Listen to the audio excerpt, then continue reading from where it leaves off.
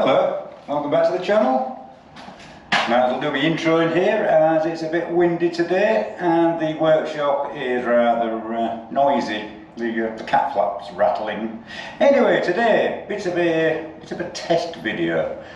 As some of you know, the RAF Smith Museum was donated a Rolls Royce Merlin. Now this Merlin engine from Halifax HR871 did sit at the bottom of the Baltic Sea for 80 years. But with the thanks to the Halifax 57 Rescue, Carl Cascade, Andy Ward, the Swedish Coast and Sea Centre, River Thames tugboat teams, Bomber Command Museum of Canada, and also the Phillips crew of HR871, all these magnificent, I can't speak folks, all these magnificent people enabled us to have this Rolls Royce Merlin for display, and I feel I need to do the best I can to preserve it, as obviously 80 years underwater has been a bit detrimental. So, on that bombshell, we shall go in the workshop and see what's arrived. So, let's go take a look, folks. So, welcome to the tent, folks. You'll have to excuse the rattling and the noise. The workshop's got a noisy cat flap in the wind.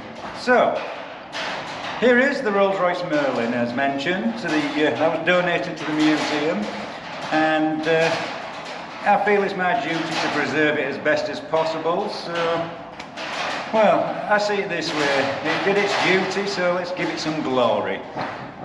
Then at least people can appreciate the history and not let history repeat itself. So, when I first mentioned wanting something to coat this engine with, as always, something pops up on Facebook that you've been talking about. Yeah, you know, folks. Well, the product being Lanoguard. I ignored it for a long time, but then a couple of people mentioned it, that it might be worth looking into. You know who you are, thank you. So I looked into it and emailed the company, told them what it was for, would they recommend it, also would they like to be part of the project, so, you know, donate to the cause. Sadly they didn't want to donate to the cause, they gave me a link to the smallest amount possible. So this video, folks, it's only a short one, but we need to test this and see if it's actually going to work. So I've cleaned off a couple of areas and I've got a couple of items that we can coat, and then we can see what it looks like. So let's take a closer look, folks. I wonder if I can sue for industrial deafness. So folks, this is the product, Lanoguard. You may have seen it advertised. Claims all sorts of wonderful things and has an interesting smell. So this will really put it to the test. Aluminium and steel that's been underwater for 80 years. Can it preserve it so future generations can see it? So what I've done, folks, is this area just here, I've just cleaned some of the corrosion off. Also, this bit here is an easy piece to coat and it's quite thin. So we'll do that. I'm going to put a little bit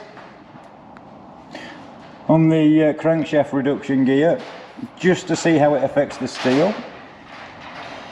And you can see that, folks. I think that light's too bright. You can see there. I'll just clean that bit off. And I'm just going to put a little piece on there just to see what it does with clean steel. Because some of the cylinders are a little bit shiny still, and it'd be a shame to lose that. So, on that bombshell, we shall do a little bit of testing. So as you can see, folks, this is a piece I sadly had to cut off for the frame cradle. So I've given that a rub off as best I can. So we'll try it on there. We have a piece of piston ring Now I did give a clean off on the bench grinder. You can see how it's actually been running on the surface of the cylinder there, folks. And also an untreated piece, as you can see there. I'm also going to put some on there and just see what the reaction is with the steel. So, Lanoguard, are you all you claim to be? So, as I've already said, Lanoguard didn't want to sponsor this video, folks, so I will call it out as I see it. If this product is good, I'll recommend it. If it's crap, I'll tell you not to bother. So, let's try some. I think what I'll do is I'll spray those pieces. But this bit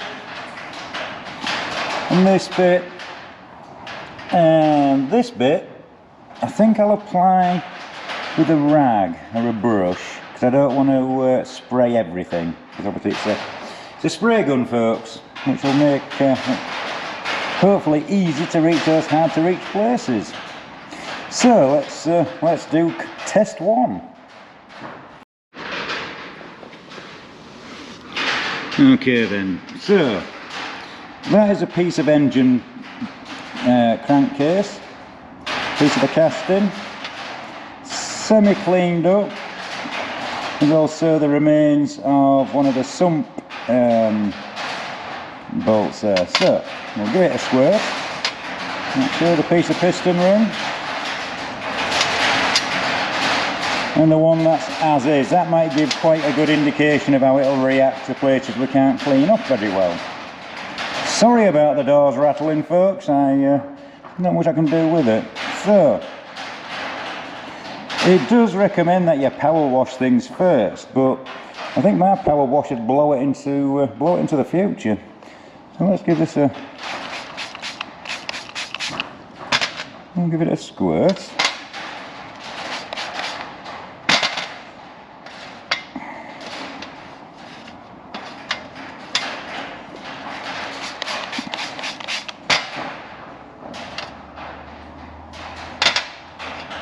Rather oily.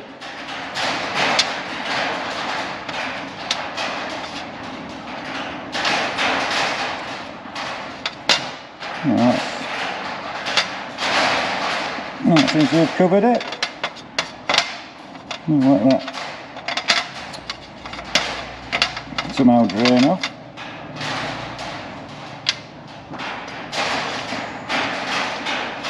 And see what happens to those. Right, now we'll try those little test areas. Now, if I just mop up some of that excess,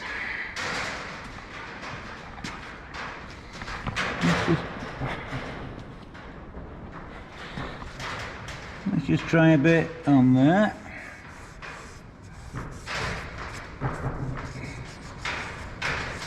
Obviously, when this is sprayed on, it will cover it better, but just looking for adverse reactions. Right, the bit on the top next. You know, that wind is kind of getting on my you-know-what. So I'll just brush this on here. This should give us some indication of how it will perform.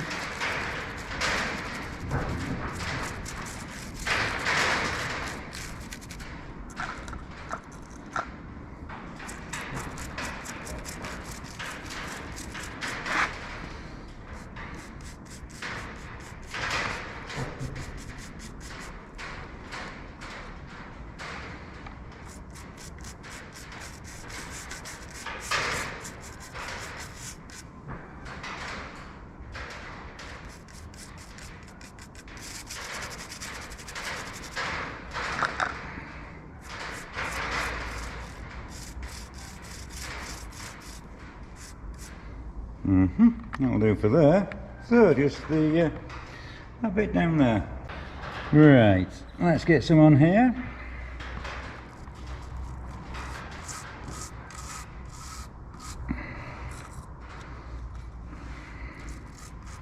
This piece is actually quite thin. It's very corroded.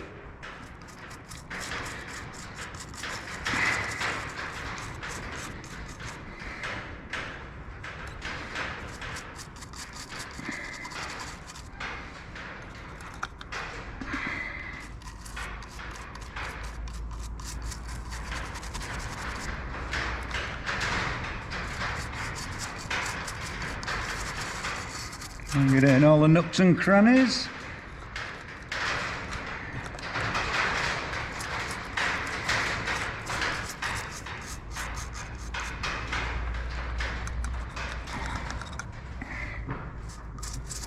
Like I say, I'm just brushing it on because I don't want to get it everywhere at this moment in time. Right. So that's that area. That area. Now I just need to put some on the, just on there, folks. So, we'll move around.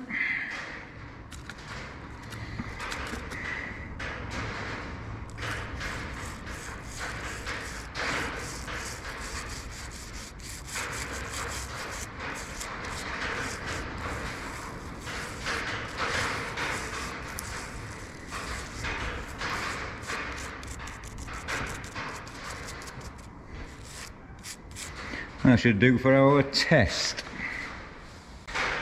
Well folks, that's the test complete. We shall come back in 24 hours and see what the results are.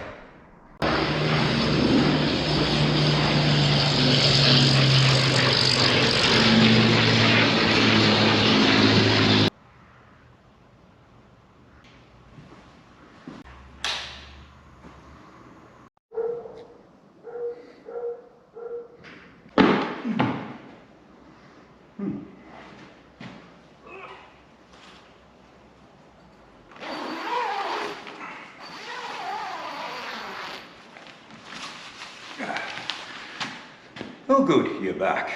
The results are in, folks, so let's take a look. Before I show you the results, I'd just like to say I'm quite fluent with corrosion. Having worked in workshops and garages and all that sort of thing over the years, for, well, I'm 50 now, so a lot of years, I've had to deal with a lot of corrosion, and usually the best cure is to get rid of it completely, as in cut it out. It's kind of cancer, basically. If it's there, it will keep corroding away unless cut out, or at best with some of these products, usually it will stabilise things. So, let's take a look. Right then, first up, what's in the tray? So, well, you can see that, folks. It's certainly covered it, giving it a little bit of colour back. And I said that was a sump bolt, but it isn't. It's probably a supercharger bolt or somewhere in the vicinity. Yeah, that's quite impressive, but it does feel a bit oily. So, piston ring, the cleaned one. Again, feels a little bit greasy, but that's expected. But no, if that stops moisture getting to it, that should stay that way. And that's the bit that was just as it was, just to see if there's any strange reactions, which, no, not really. Looks as I'd expect. Oh. So, yeah. So those bits haven't turned out too bad, but you can see here how oily the stuff is. That could create a problem with dust unless we put this this display under glass. Anyway, let's take a look at the other test areas. Right then, the moment of truth. So, the first part we did was on that liner. Now we just put on with a piece of rag, piece of cloth, and well, you can feel it's on there. It does feel a little bit greasy. But if it's greasy, it's not going to get moisture in, so yeah. No detriment to clean steel, that's a good sign. It does say that it can turn rusted parts black. However, the crankshaft and rods were black from the factory, so that's no detriment. Right, we also put some on the sump rail, which you can just see. You can see it's put some colour in it. Certainly no detriment, and doesn't feel as greasy. Maybe it's soaked in a bit better, I don't know. If it stays like that, I'm quite happy. So then we had this piece down here. You have to excuse me, I'm fumbling about with the light. So yeah, we did this piece, which that actually feels quite dry now. However, if the whole engine was like that, and the aluminium parts, I'd be quite happy with that if it stays that way. So what else did we do? Yeah, just on the end of there. Yeah, just did across the top of there. So that bit.